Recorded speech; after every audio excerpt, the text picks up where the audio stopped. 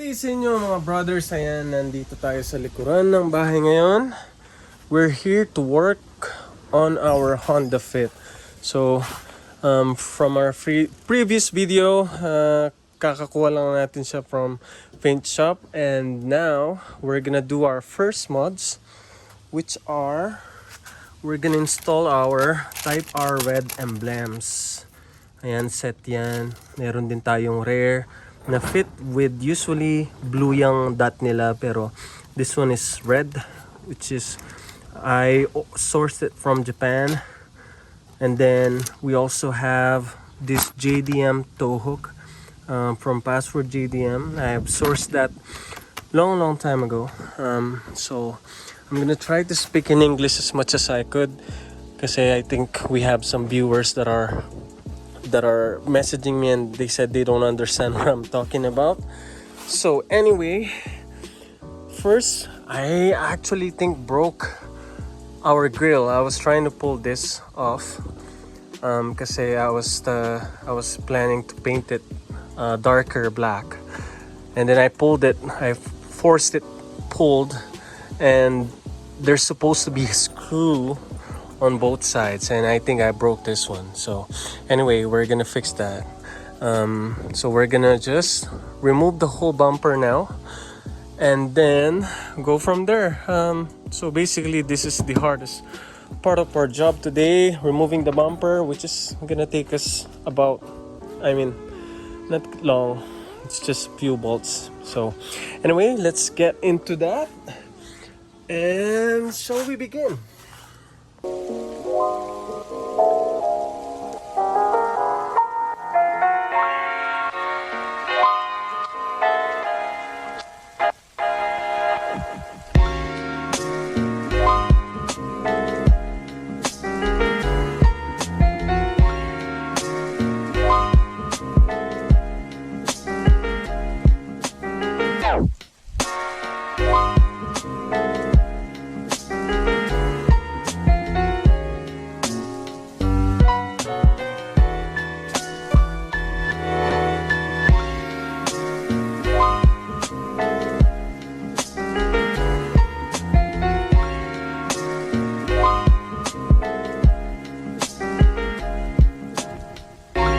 And there it goes, boys. Yeah, nasira nga natin. Nakita nyo yan. Op. What happened in this? Op. Nahulog si Manoy.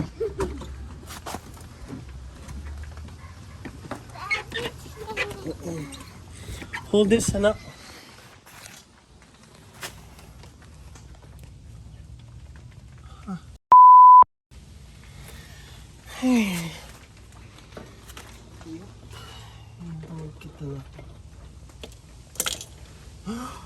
Frick!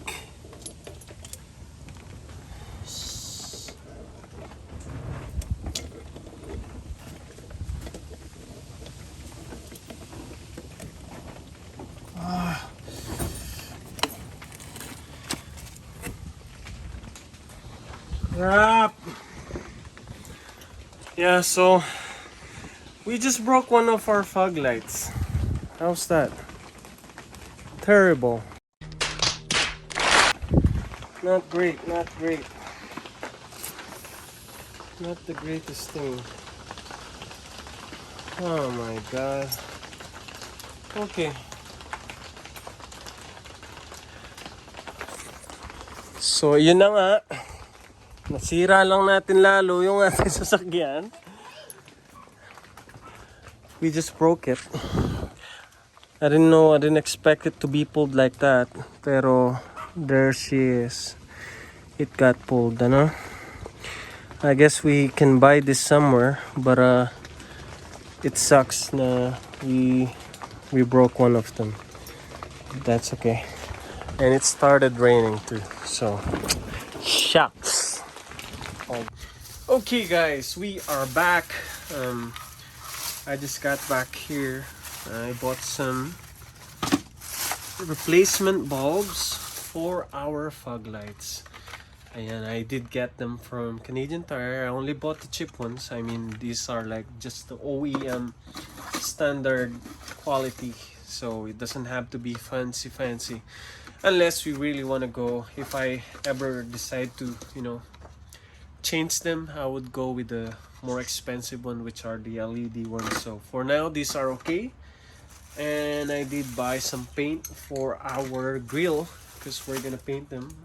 I decided to just go satin or semi-gloss black because I don't want it to be too shiny, because you know this is the where the most impact of the rock chips or small rocks are. So you know, the less the better. And I did buy premium rubberized rocker guard black, same as the one that we use under of our truck, but this is a better quality. So I'm gonna double spray the truck tomorrow. Doesn't have to be today. Anyway, I'm gonna use this as well for the inside of the wheel wells of our Fit.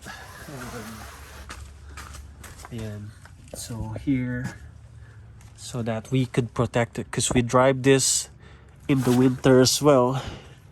So it's better to be safe, you know. Okay. Anyway, holy crap. What are all this marks? The cat. Yan. Yung pusa, oh. Ay, nako. Anyway, so yeah. Okay guys, I have also removed our fog lights here. Might as well paint them satin black. So it's just, and you know, I just removed them.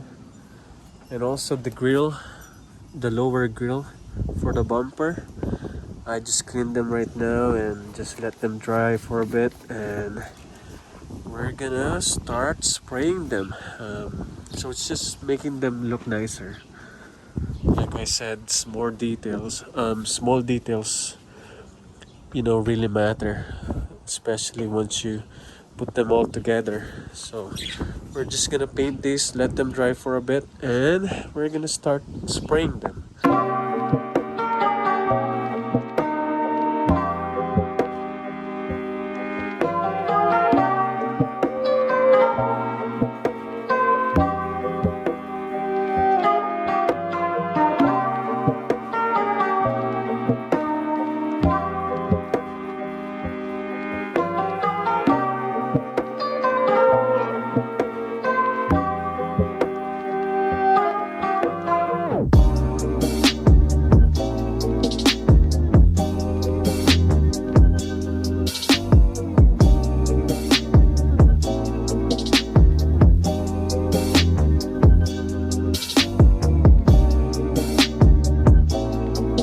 Alright, now we're just gonna let them dry. We're gonna put them inside the house so that the dust wouldn't get onto the paint while they're drying. So they're still wet. Yeah, so I just put 3 coats on them.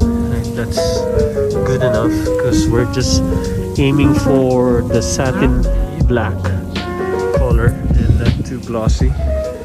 We're not gonna put any clear coat on them. This is good enough, so yes, thank you.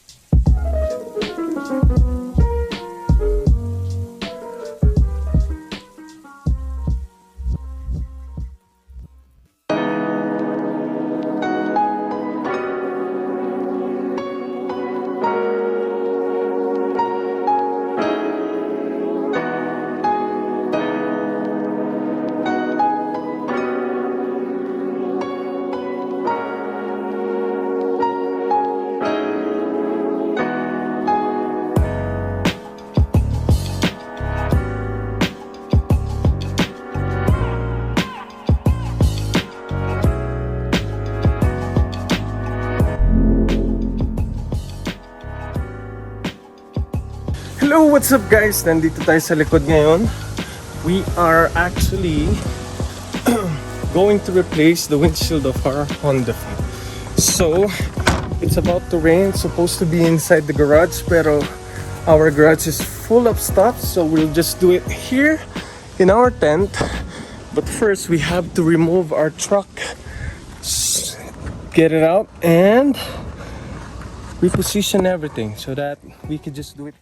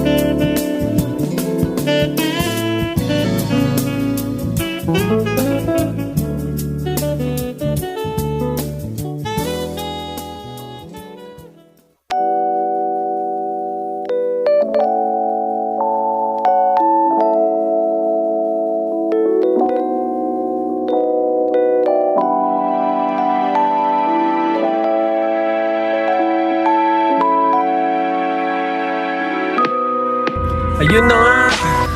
Natapos na yung ating Honda Fit. Wait lang. Ito yung ating Fit. Madumi pa, di ko pa nalinisan. I haven't cleaned it yet. Sorry, I forgot that I need to speak in English so you guys would understand. Anyway, here is our new... This thing is... No, I was just checking this, but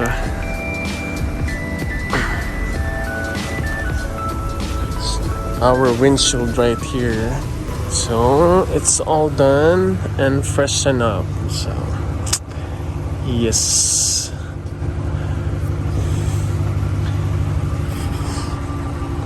And we'll just put them back.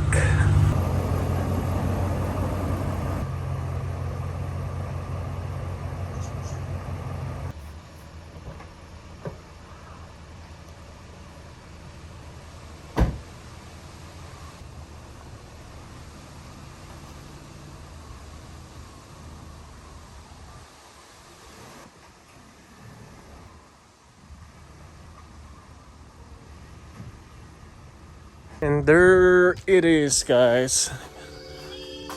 Our Fit's windshield is now all replaced. Next natin gagawin are the next mods that I have bought. Few aftermarket parts. I mean, not too fancy, not too shabby. It's just to make it look nice and perfect. At the same time, good for car meets, you know. And so yes.